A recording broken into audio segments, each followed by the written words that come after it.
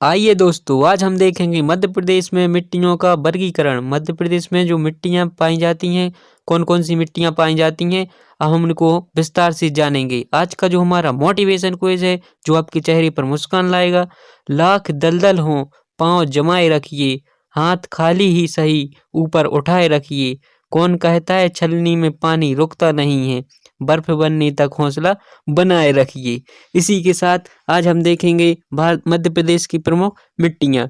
मध्य प्रदेश को किन किन उपनामों से जाना जाता है, आपको ये मालूम ही होगा।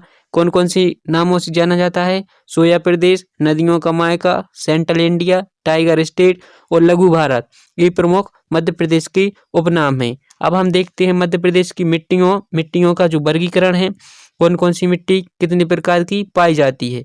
तो हम देखते हैं काली मिट्टी, दूसरे स्थान पर लाल पीली मिट्टी, तीसरे नंबर पर है जलोढ़ मिट्टी, चौथे नंबर पर है कछारी मिट्टी और पांचवा है मिश्रित मिट्टी। अब हम सबसे पहले देखेंगे कौन सी मिट्टी? काली मिट्टी। काली मिट्टी है जो दक्कन ट्रैप से निर्मित हुई है। जो हमारी काली मिट्टी है दक्कन ट्रैप, मुख्यतः दक्कन ट्रैप से निर्मित हुई है, जहाँ बेसाल्ट नामक आग्नेय चट्टानें हैं। कौन सी? बेसाल्ट नामक आग्नेय चट्टानें हैं। इसमें दो प्रमुख के घटक हैं, चीका व बालू।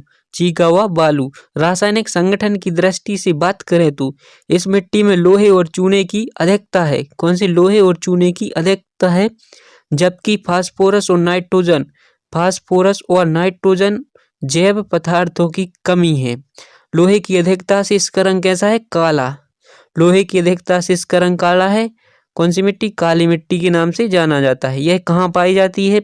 यह जो मध्य भारत का जो पठार है उसके दक्षिण में, और हमारी जो नर्मदा घाटी है उसके उत्तर में जो क्षेत्र पड़ता है, मालवा का पठार है, वहां पर काली मिट्टी की विशेषता है। काली मिट्टी वहां पर पाई जाती है। अब हम देख रहे हैं काली मिट्टी है जो मालवा की पठार और सतपुड़ा की कुछ भाग तथा नर्मदा घाटी में मिलती है।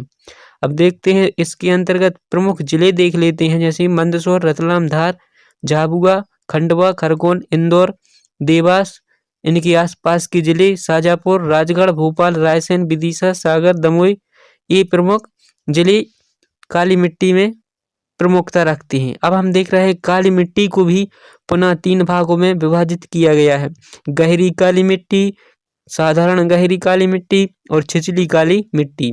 अब हम देखते हैं गहरी काली मिट्टी। यह है जो नर्मदा घाटी, मालवा और सतपुड़ा के विस्तृत भागों में पाई जाती है। यह मिट्टी है जो कुछ स्थानों पर उदासीन तथा कुछ स्थानों पर क्षारीय प्रकृति की होती है।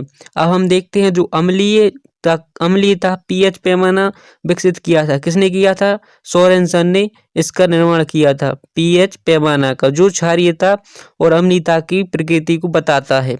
अब हम देखते हैं गहरी काली मिट्टी की प्रमुख फसलें कौन कौन सी हैं। गेहूं जानते ही होंगे सभी लोग, तिलहन, चने तथा ज्वार की कृषि इस मिट्टी के लिए अनुकूल है। अब हम देखते हैं साधारण गहरी काली मिट्टी। साधारण गहरी काली मिट्टी मालवा का पठार है जो संपूर्ण उत्तरी भाग और निमाड़ प्रदेश इसमें आता है। मालवा की पठार का उत्तरी भाग और निमाड़ प्रदेश इसमें आता है। अब हम देखते हैं इस मिट्टी में इसका रंग कैसा होता है? भूरा अथवा हल्का काला होता है। भूरा अथवा हल्का काला होता है। अब दूसरी मिट्टी देखते हैं, छिछली काली मिट्टी। यह तीसरी प्रकार की मिट्टी है, छिछली काली मिट्टी। सतपुड़ा श्रेणी का अधिकतर भाग छिछली मिट्टी है, जो छिछली मिट्टी के अंतर्गत आती है। छिछली काली मिट्टी के अंतर्गत कौन सा आता है? सतपुड़ा श्रेणी का अधिकतर भाग। इस भाग में छिंदवाड़ा, सिवनी, बैतूल जिले आती हैं। इसमें फसलों की बात करें तो गेहूं, चावल, कपास आदि में उपयुक्त है। गेहूं, चावल, कपास में उपयुक्त है। काली मिट्टी का प्रदेश है जो कृषि प्रदेश है, जहां पर रबी और खरीफ की ऐसी फसलें होती हैं जिनमें सिंचाई की आवश्यकता अधिक नहीं होती, जैसे गेहूं, कपास, ज्वार, तिलहन आदि। अब हम देखते हैं लाल पीली मिट्टी। कौन सी मिट्टी? लाल पीली मिट्टी।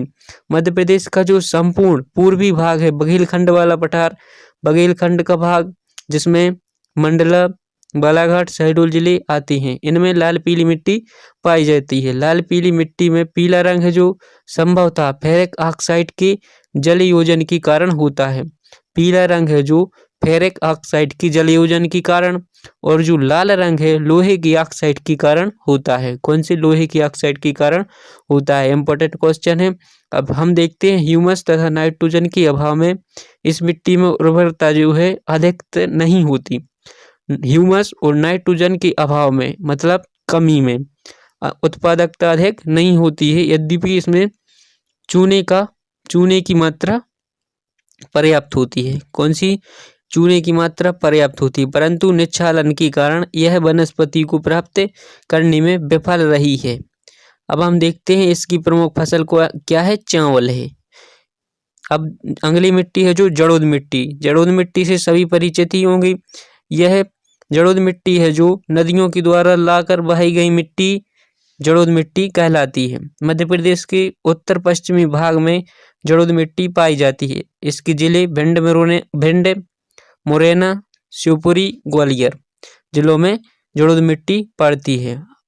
अब हम देखते हैं जलोढ़ मिट्टी की बागर और खादर दो प्रकार की होती है। बागर मतलब जहाँ पर बाढ़ का पानी ना पहुँच पाए, बागर मिट्टी कहलाती है, और खादर जहाँ पर बाढ़ का पानी प्रत्येक वर्ष पहुँच जाता है। यहाँ की मृदा है जो नवीन बनी रहती है, खादर मृदा कहलाती है। अब हम देखते हैं मिट्टी में नाइट्रोजन, जैव तत्व और फास्फोरस की कमी रहती है जलोढ़ मिट्टी में। अब हम इसकी अगली मिट्टी है जो कछारी मिट्टी। कौन सी? कछारी मिट्टी।